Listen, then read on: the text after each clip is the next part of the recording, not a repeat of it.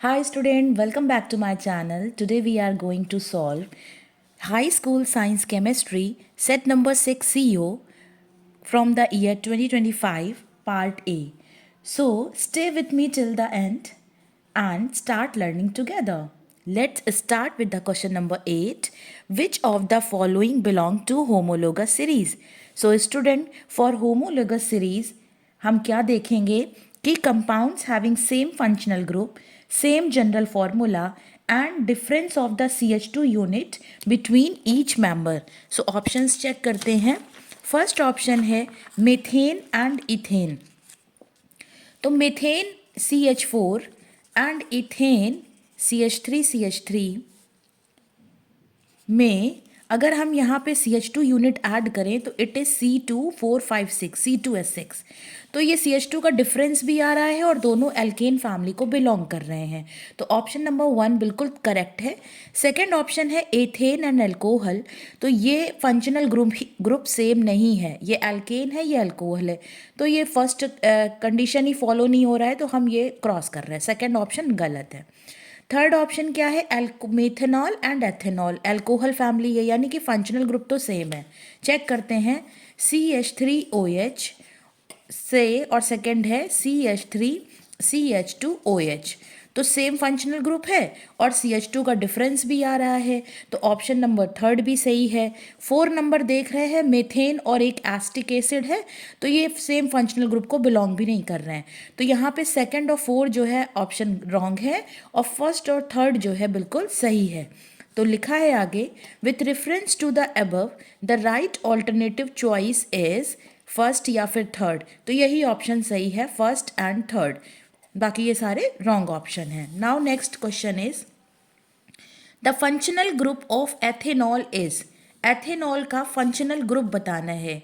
तो एथेनॉल में जो OH ग्रुप है ये क्या इंडिकेट कर रहा है कि ये एक अल्कोहल यानी कि हाइड्रोक्सिल ग्रुप है इसमें, बिकॉज OH का सफिक्स ही ऑल होता है.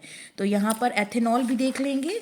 एथेनॉल ये अभी लिखा भी है, एथेनॉल यही है एथेनॉल. 2 कार्बन CH3 CH2 और 1 नंबर पे OH. तो it is ethanol, indicate the OH group. और यहाँ पे OH ग्रुप है D नंबर ऑप्शन. तो ये इस क्वेश्चन का सही ऑप्शन है. बाकी जो है ये एसिड ग्रुप है, कार्बोक्सिल ग्रुप है, COH ग्रुप, एल्डिहाइडिक ग्रुप है और ये जो है आपका कार्बोनिल ग्रुप है. तो D नंबर ऑप्शन इसके लिए सही होगा. Now the next question. Question number 10. A solution turns red litmus into blue. The possible pH value of this solution. तो ऐसे सॉल्यूशन जो रेड लिटमस को ब्लू करते हैं वो कैसे होते हैं? बेसिक होते हैं. Solution which turns red litmus into blue कैसे सॉल्यूशन होते हैं? बेसिक सॉल्यूशंस होते हैं, वो बेस होते हैं. ठीक है. और जो बेसिक सोल्यूशन का pH होता है इज़ ग्रेटर देन द 7. तो यहाँ पे हम वैल्यूज़ चेक करेंगे जो 7 से ज़्यादा है. तो एक ही दिखाई दे रही है, that is D. So D number option यहाँ पे सही होगा. ये तीनों की वैल्यू जो है pH वैल्यू 7 से कम है, तो ये तीनों ही एसिडिक सोल्यूशंस होंगे. तो D नंबर ऑप्शन है. नेक्स्ट है the common name of the CaOCl2. तो CaOCl2 को हम ब्लीचिंग पाउडर कहते हैं. It is bleaching powder. तो option number C is the right answer. बाकी जो है वो भी देख लेते हैं. Baking powder is sodium bicarbonate. Plaster of Paris is the calcium sulphate hemihydrate. And washing soda is the sodium carbonate decahydrate. तो ऑप्शन नंबर यहाँ पर ब्लीचिंग पाउडर C में दिया हुआ है, हमसे CaOCl2 पूछ रहे हैं. It is bleaching powder. बाकी भी देख लिए किस क्या है. नेक्स्ट है zinc and sulphuric acid react to form zinc sulphate and hydrogen. Reaction कह रहा है कि जिंक जो है जब H2SO4 से रिएक्शन कर रहा है it gives zinc sulphate and H2. तो ये डिस्प्लेसमेंट रिएक्शन है, बिकॉज जिंक जो है हाइड्रोजन से ज़्यादा रिएक्टिव है, ऊपर प्लेस है, तो एसिड में से H2 गैस को बाहर करेगा. तो ये एक सिंगल डिस्प्लेसमेंट रिएक्शन है क्योंकि डबल आयन तो यहाँ दिखाई नहीं दे रहे हैं. तो इसमें option number C is the right option, displacement reaction, double displacement नहीं है। डिकम्पोजिशन में क्या होता है, ब्रेक डाउन होता है एक जो सबस्ट्रेट होता है, और कॉम्बिनेशन में जैसे C+O2 गिव CO2, तो कुछ मिलकर के सिंपल सिंपल से सबस्ट्रेट मिलकर के रिएक्टेंट मिलकर के सिंपल या कॉम्प्लेक्स प्रोडक्ट बनाते हैं। तो option number C is the displacement reaction. Now student, the last question is the amphoteric oxide is.